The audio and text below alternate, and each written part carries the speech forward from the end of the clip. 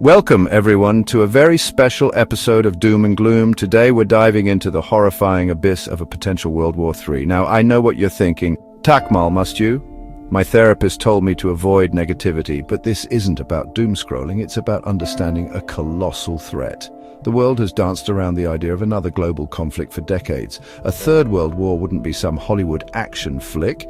It would be like if you took every terrible thing humanity has ever done, put it in a blender with a nuclear warhead. Buckle up, folks. It's going to be a bumpy ride. Let's address the elephant in the room, or rather the thousands of elephants, each strapped to a ballistic missile. We're talking about nuclear weapons. Over 13,000 nuclear warheads exist, each capable of turning cities into smoldering craters. Even a fraction launched would mean mutually assured destruction. Civilization would crumble, leaving a desolate landscape. Now you might think, okay, nukes are bad, but surely conventional warfare isn't that much better. Oh, sweet summer child. 21st century warfare is a horrifying symphony of automated death machines, cyber attacks, and weapons straight from a Black Mirror episode. Imagine a swarm of drones, each identifying and eliminating targets with chilling precision. This isn't science fiction, folks. This is the terrifying reality of modern warfare. For a species that relies on this planet for survival, we sure do have a knack for trashing the place. A third world war wouldn't just be about killing each other, it would be about rendering the planet uninhabitable.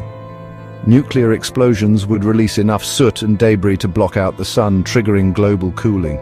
Entire species would vanish, biodiversity would plummet, and our planet's balance would be in chaos.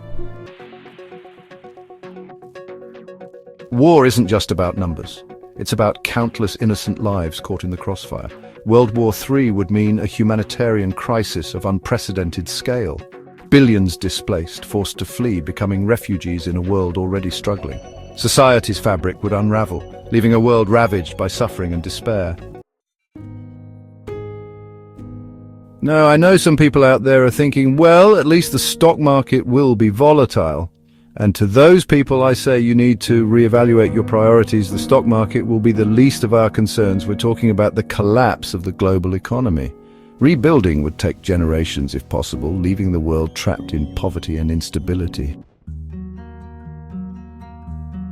The physical scars of war are easy to see, the ruined buildings, the desolate landscapes.